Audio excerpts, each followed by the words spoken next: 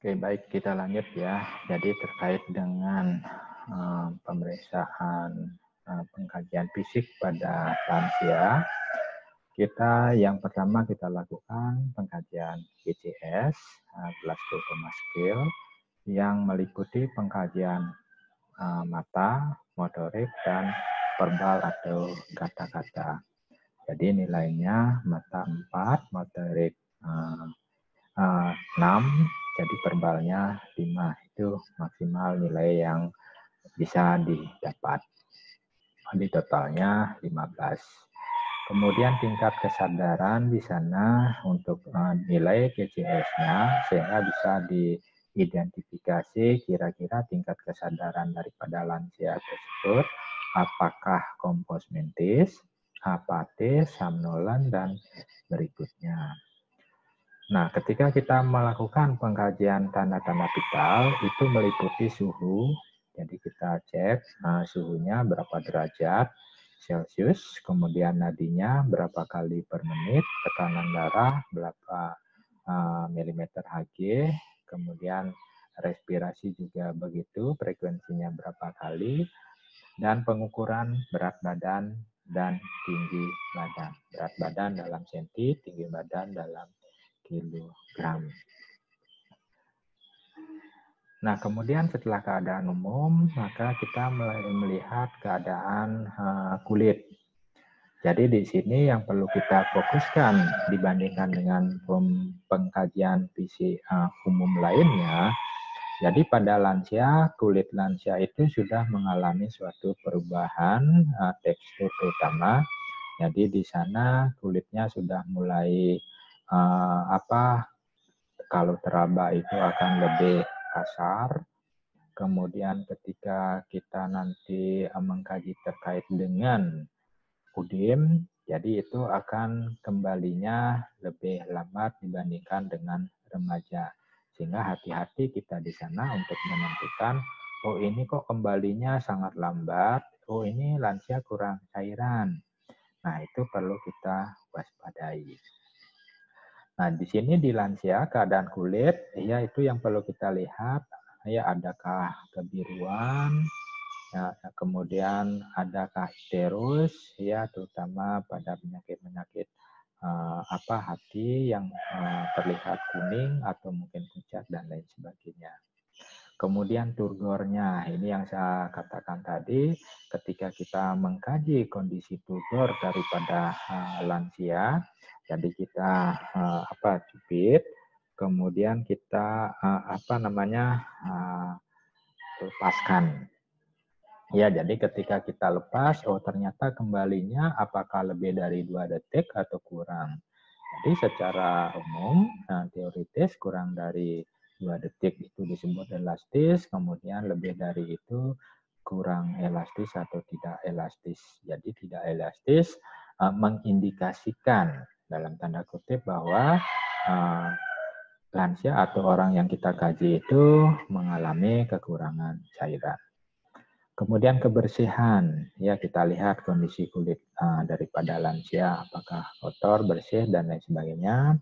Udim, jadi kita tekan, kita pencet, ekstremitas dan kulit lainnya. Jadi kita juga melihat kembalinya ke kondisi normal seperti awal, itu apakah lebih dari 2 detik atau kurang dari 2 detik. Itu juga perlu kita antisipasi terkait dengan pembengkakan. Ya, jadi pembengkakan karena cairan di area-area tertentu. Kemudian ada lesi nggak di kulit daripada lansia? Mungkin kalau misalnya lansia itu mengalami makula, kemudian papula, nodul, pustul, pusta, dan lain sebagainya. Jadi silakan kembali adik-adik identifikasi di kulit tersebut yang disebut makula seperti apa, papula itu bagaimana, nodul yang bukan modul ya, nodulnya itu yang bagaimana, dan lain sebagainya. Ya, jadi buka-buka lagi buku-buku pengkajian fisik sebelumnya. Kemudian suhu tadi kan sudah ukur suhunya dengan termometer. Kemudian kelembaban kulit, jadi kita raba kulit daripada lansia itu teraba kering atau lembab dan sebagainya. Teksturnya dia. Nah, ini yang kita raba. Jadi kalau orang dewasa, remaja, anak itu kan lembut dia. Ya, nah jadi pada lansia seringkali ini sudah mengalami penurunan sehingga dia akan mulai teraba agak kasar. Ya. Kemudian kuku. Jadi warnanya kita lihat ya apakah merah muda ataukah malah kebiruan. Kemudian ketebalannya, pengisian kapiler. Jadi kita tekan, kemudian kita lepas. Jadi ketika lepas itu kembalinya seperti warna semula merah muda itu berapa lama, berapa detik waktu yang dibutuhkan. Apakah lambat, lebih dari 2 detik, atau cepat, kurang dari 2 detik. Nah, kalau kita temukan hal-hal lain, ya misalnya kok jamuran, ya itu di kukunya itu perlu kita catat, ya kemudian kotor sekali, kukunya panjang dan lain sebagainya, silahkan itu diidentifikasi untuk didokumentasikan. Nah, setelah keadaan umum itu kita dapatkan, maka selanjutnya kita melakukan pemeriksaan fisik ya melalui dari head to toe, dari ujung kepala sampai ujung kaki. Kita mulai dari kepala, jadi kita lihat kesimetrisan daripada muka wajah daripada si lansia, simetris atau asimetris. Kemudian rambutnya, kita lihat udah ubannya sudah semua menutupi kepalanya atau mungkin masih jarang-jarang ya kotor, berminyak dan lain sebagainya. Kemudian kulit kepala, ya, jadi apakah berkotombe, mungkin ada kutunya atau ada luka, lesi dan lain sebagainya. Bentuk tengkoraknya normal, bulat, lonjong, nah itu kita identifikasi. Nah setelah di kepala secara keseluruhan, kemudian kita lihat di mata. Nah ini juga akan kita fokuskan di lansia karena lansia itu mengalami penurunan fungsi sensoris atau fungsi penglihatan. Jadi itu kita lihat terutama di visusnya, ya apakah mengalami penurunan enggak ketajaman penglihatan. Ya jadi melalui visus, POD maupun POS. Ya, jadi apakah masih 6/6 atau malah turun? Ya tidak mampu untuk melihat sesuai dengan jarak yang ditentukan secara normalnya. Kemudian bola mata, kemudian pergerakan, simetris asimetrisnya, kelopak mata, ada benjolan, kemudian konjungtiva. Kita lihat konjungtiva merah muda atau mungkin kalau pada lansia sudah tidak merah muda sekali, sudah mulai ke arah kepucatan. Itu juga kita harus hati-hati dalam pengidentifikasiannya. Kemudian sklera, jadi bagian mata yang putih tersebut apakah sudah diselimuti oleh lapisan lensa mata yang kita kenal atau sering disebut dengan katarak tersebut, ya atau seperti apa? Silahkan identifikasi. Kemudian pupil yang hitam kecil, ya apakah kecil sekali atau malah medriasis melebar, ya antara kanan maupun kiri. Kalau kecil sekali disebut pinpoint, medriasis itu yang melebar. Ya, kemudian bentuk daripada pupil isokor sama ukuran antara kanan dan kiri atau malah anisokor. Kemudian refleks pupil ketika kita sinari, ya kira-kira refleksnya seperti apa? Ya normal atau malah tidak ada. Lensa mata, jadi medan penglihatan kita kaji apakah masih melihat medan-medan penglihatan secara normalnya ya ketika kita geser sejauh mana atau malah sudah ada penurunan daripada lapang pandang medan penglihatan. Kemudian kelainan-kelainan yang lain ada kapitosis, logoptalmus, misalnya di sana ada juling, ya kanan kiri, kordeolom, ada benjolan dan lain sebagainya itu kita catat. Nah, kemudian di hidung, bentuk hidung simetris antara kanan dan kiri. Kemudian ada sekret nggak? Ya, kemudian ada cairan nggak? Mungkin darah, atau mungkin ada terpasang benda-benda atau alat bantu pernapasan. Kebersihannya, bersih kurang bersih. Kemudian ada nggak misalnya kelainan-kelainan seperti mimisan, epitaksis, ya, atau nyeri, dan lain sebagainya di hidung. Ya, kemudian telinga. Ya, jadi ini juga kita perlu fokuskan karena pada lansia itu mengalami penurunan daripada pendengaran juga. Yang itu perlu kita kaji, perlu kita tes. Ketika lansia itu minta kita mengulang-ulang pertanyaan, apakah itu gara-gara ada penurunan ketajaman penglihatan atau bagaimana, itu kita kaji di sini. Ya, melalui tes pendengaran nantinya. Apakah dengan arloji, tes Rino, Weber, maupun Schwab. Ya, jadi ketika tes Garputala kita getarkan, kemudian boleh kita letakkan di sini, boleh kita bandingkan antara pemeriksa dengan si pasien. Nah, itu ingat kembali yang mana disebut dengan tes pendengaran Rino, Weber, maupun Schwab. Ya, di sini saya hanya merangsang kembali adik-adik untuk membaca kembali. Ya, jangan nanti selalu minta untuk diberikan, karena kemarin juga sudah diberikan, sehingga sekarang lagi diberikan, mungkin lupa lagi, besok minta diberikan lagi. Nah, jadi itu adalah pola yang harus kita rubah. Kalau kita bisa mendapatkan dengan cara membaca, barangkali itu akan lebih kita ingat. Sehingga pada saat ini saya hanya merangsang seperti apa konsep-konsepnya, sehingga lebih lanjutnya adik-adik silakan kembali lihat buku, baca lagi, searching lagi, dan lain sebagainya. Ya, jadi itu untuk di telinga. Yang jelas di sini kita harus mengkaji ketajaman pendengaran daripada lansia tersebut. Apakah sudah mengalami penurunan atau bagaimana, sehingga itu akan menjadi salah satu fokus kita di dalam memberikan asuhan keperawatan ini. Oh, ternyata lansia ini mengalami penurunan ketajaman pendengaran. Ya, nah jadi apa yang harus kita lakukan nanti ketika kita melakukan perawatan?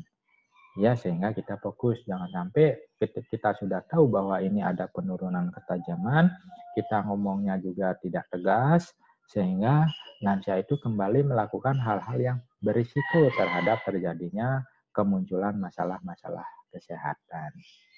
Ya, jadi itu di telinga. Kemudian di mulut, ya, jadi ini ada beberapa komponen yang perlu kita fokuskan, ya, terkait dengan nanti kaitannya GI tract-nya, jadi saluran pencernaan. Oh, ternyata kok lansia ini sudah giginya sudah tidak lengkap, sehingga ketika mengunyah makanan itu tidak sempurna, sehingga kemungkinan ternyata kok lansia ini memang lebih condong atau lebih sering mengalami masalah di abdomen, sakit perut, diare, sembelit, dan lain sebagainya. Oh, ternyata kok gara-gara pasien atau lansia ini giginya sudah tidak lengkap, rahang sudah nggak ada, sehingga ketika ada asupan itu tidak dikunyah, ditelan langsung. Nah, jadi apakah ini yang menyebabkan terjadinya masalah pada lansia tersebut? Sehingga itu yang perlu kita fokuskan di dalam pengkajian di mulut ini.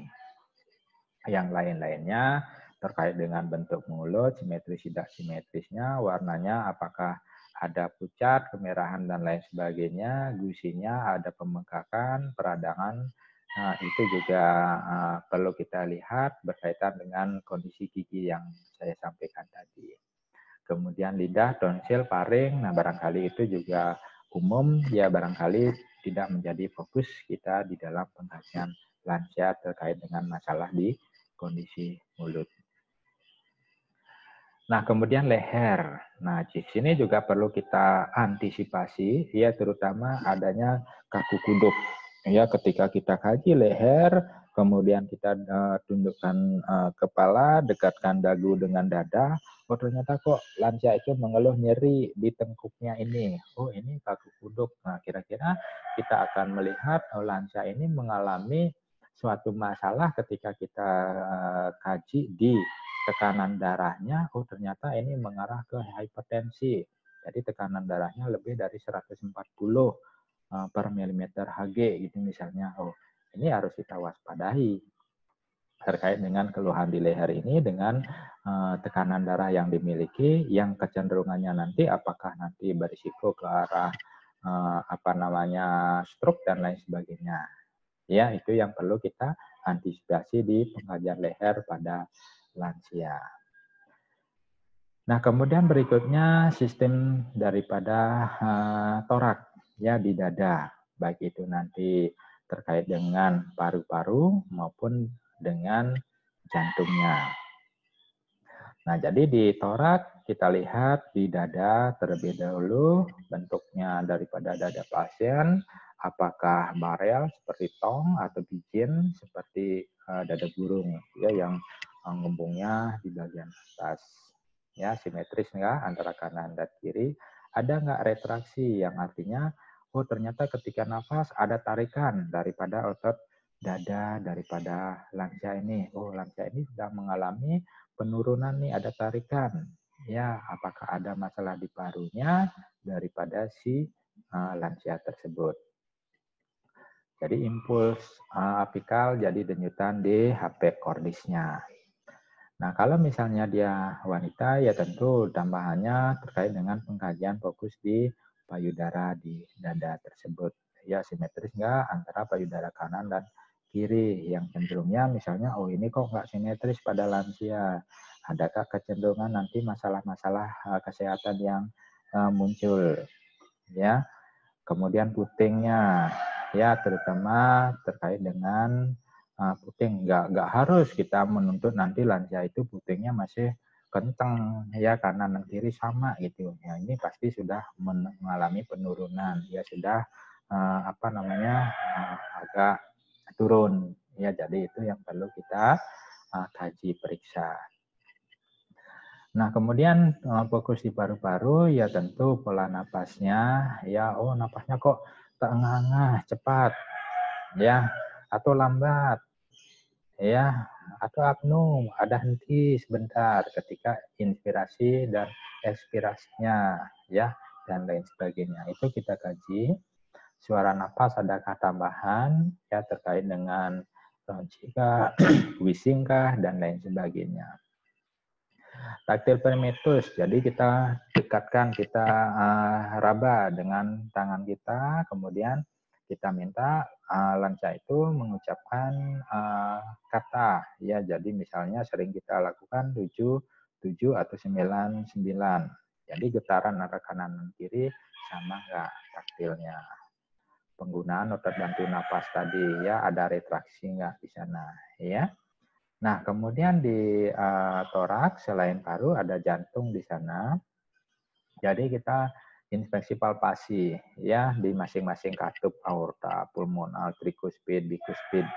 Ya yang biasa kita lihat maupun kita raba itu ada denyutan di mitral atau tricuspidalis ya. Sorry, bikus ya di apek daripada jantung. Kemudian bunyi jantung yang normalnya S1, S2 ya. Jadi ada suara jantung tambahan enggak di sana S3 maupun S4-nya. Kembali ini tugas adik-adik untuk baca lebih lanjut ya. Nah, kemudian di abdomen ya, di perut ya, jadi bentuk daripada perutnya dilihat ya. Jadi normal ya, kanan kiri sama enggak, ada kembung, asites itu karena udara kah, karena cairan dan lain sebagainya. Kemudian ada enggak jaringan parut ya, kemudian spray nyanda. Jadi kalau spray itu difokuskan pada ibu hamil ya, pada lansia itu jarang. Kemudian gangguan-gangguan lainnya bising usus ya, ketika dengar oh ini kok lansia sering sekali sembelit atau malah sering sekali diare, oh bising ususnya meningkat atau malah menurun ya. Kemudian hatinya juga dilihat Ya, ada pembesaran, pembengkakan nggak? Ya, di sana. Kemudian daerah ginjal juga di abdomen ada nyeri nggak? Nyeri tekan nggak? Nah, daerah ginjalnya ketika kita tekan, baik itu kanan maupun kirinya. Nah, berikutnya ekstremitas. Ya, di sini kita lihat ototnya, ya ekstremitas kanan maupun kiri. Ya, bentuknya normal atau malah ada atrofi, pengecilan atau malah pembesaran hipertrofi yang abnormal, bukan karena olahragawan. Kalau lansia kan jarang ya, biasanya dia sudah mengecil tetapi sama ukuran antara kanan dan kiri. Ya, jadi yang namanya nanti masalah itu ternyata ukuran kanan dan kirinya itu berbeda. Ya, ada yang atrofi untuk ekstremitas salah satunya. Mungkin karena kurang aktivitas atau mungkin karena memang stroke ya yang kelemahan maupun kelumpuhan. Kemudian rentang gerak, ya di sini kita lihat kekuatan rentang geraknya, ROM-nya bisa nggak ke seluruh daripada gerakan yang harus bisa dikerjakan. Apakah fleksi, ekstensi, rotasi, sirkumduksi, dan lain sebagainya. Yang harusnya misalnya di sini lansia bisa menggerakkan tangannya fleksi, kemudian kita kaji, loh kok nggak bisa, terbatas. Nah itu perlu kita catat, kita antisipasi, kita kaji ada masalah nggak di sana terkait dengan ROM rentang geraknya. Kemudian kekuatan otot tentu kita kaji gerakan-gerakan yang bisa dilakukan oleh lansia. Kita akan nilai dari 0 sampai 5. Ya, apakah paralisis total ya sehingga kita kasih nilai 0 atau tidak ada gerakan, hanya terlihat atau teraba adanya kontraksi, itu 1 sampai nilai 5 gerakan normal penuh menentang gravitasi dengan penahanan yang kuat penuh, yaitu nilainya 5. Jadi mohon nanti dibedakan antara kekuatan otot ini dengan motoriknya pada saat mengkaji GCS. Itu berbeda ya, bukan kekuatan otot yang digunakan di dalam mengkaji daripada GCS. Nah, itu di ekstremitas, kemudian di tulangnya itu juga kita lihat ya, jadi bentuk tulang maupun kelainan-kelainan yang ada. Nah, ini juga kita perlu pengkajian di lansia lebih fokus di persendian. Ya, apakah ada kekakuan, bengkak, ya nyeri dan lain sebagainya. Karena lansia sering sekali mengalami masalah ketika di ekstremitas, terutama di area persendian. Nah, berikutnya sistem neurologis persarapan. Jadi di sini yang harus kita fokuskan adalah pengkajian 12 pasang saraf kranialis. Ya, jadi mulai dari olfaktorius, optikus, oculomotorius, trogler, trigeminus, dan lain sebagainya sampai aksesorius. Masih ingat adik-adik? Ya, olfaktorius itu mensarapi apa? Ya, optikus itu apa? Kemudian oculomotorius itu apa?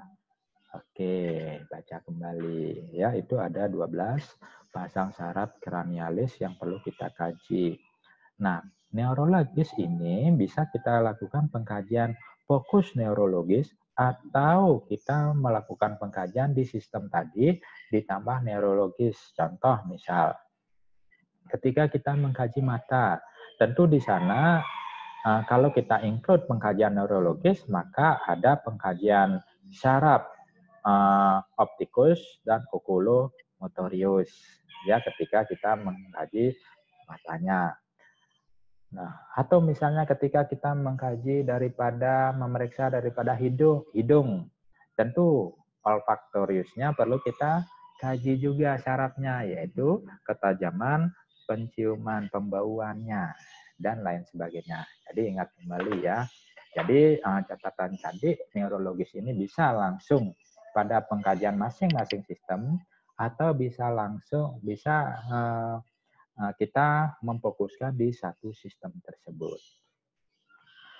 Nah, di neurologis, jadi selain 12 pasang saraf tersebut, ya, jadi kita kaji juga ada gangguan nggak. Oh, ternyata ini kok parese, kelemahan, atau paralisis kelumpuhan, atau tetra, ya. Keempatnya mengalami masalah atau hemi hanya sebagian, kanan maupun kiri atau atas maupun bawah dan sebagainya. Refleksnya ya, jadi apakah refleks superficial ya yang di kulit itu bisa ada respon apa enggak, atau refleks di tendon. Jadi di tendon itu ada bicep tricep, itu ada di tangan. Ya, jadi tangan ya di belakang siku. Kemudian patella di lutut, Achilles di bawah, ya kaki bagian bawah, ya. Jadi lihat kembali teorinya bagaimana itu, lihat prakteknya yang pernah adik-adik kerjakan, lakukan pada saat mata kuliah ini untuk pemeriksaan fisik. Kemudian pemeriksaan tanda meningeal itu juga ada kaku kuduk, Rudinsky maupun tanda-tanda kening. Ya, jadi itu bisa kita kaji tes neurologisnya pada lansia. Kemudian berikutnya genitalia, baik itu pria maupun wanita.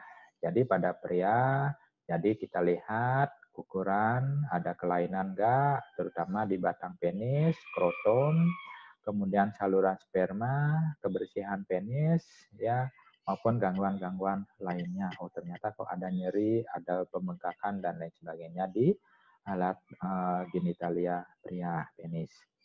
Sedangkan kalau pada wanita kita lihat kebersihan, ada rambut pubis. Nah, yang spesifik di sini ada labia, baik itu mayora maupun labia minora. Ya, kemudian ya, kelenjar Bartolini. Jadi itu juga perlu kita cari, kita periksa, kita temukan adanya gangguan-gangguan di genitalia tersebut, baik pria maupun wanita. Nah, kemudian yang terakhir di sini adalah anus. Ya, seringkali lansia itu mengalami masalah di pencernaan sehingga anus juga sering mengalami gangguan-gangguan. Apakah hemoroid, ya, kemudian tumor, diare, dan lain sebagainya. Kita kaji terkait dengan kebersihannya, kita periksa gangguan, adakah iritasi, hemoroid, polip, radang, konstipasi, dan lain sebagainya. Kemudian di rektumnya ada masa enggak ketika kita raba, oh ini mengindikasikan adanya sumbatan atau ada tumor dan lain sebagainya. Itu perlu kita kaji periksa lebih spesifik terhadap pemeriksaan fisik di anus. Nah, barangkali itu yang bisa saya sampaikan terkait dengan pengkajian fisik di gerontik atau lansia. Sehingga saat ini saya hanya menjelaskan fokus-fokusnya saja karena memang kita semua sudah belajar di semester sebelumnya terkait dengan khusus satu konsep mengenai pemeriksaan fisik. Sehingga saya harapkan adik-adik benar-benar nanti untuk bisa membaca kembali dan mengingat kembali dan mampu melakukan praktiknya lagi. Terutama nanti kita fokuskan pada lansia. Ketika adik-adik sudah mereview kembali, membaca kembali, mengulang kembali, ya tentunya di pertemuan berikutnya adik-adik bisa melakukannya, mempraktekkannya. Nah, itu yang akan kita lakukan di pertemuan berikutnya. Untuk pertemuan ini saya cukupkan sampai di sini. Terima kasih atas perhatiannya. Saya akhiri. Selamat pagi. Om Santi Santi Santi Om.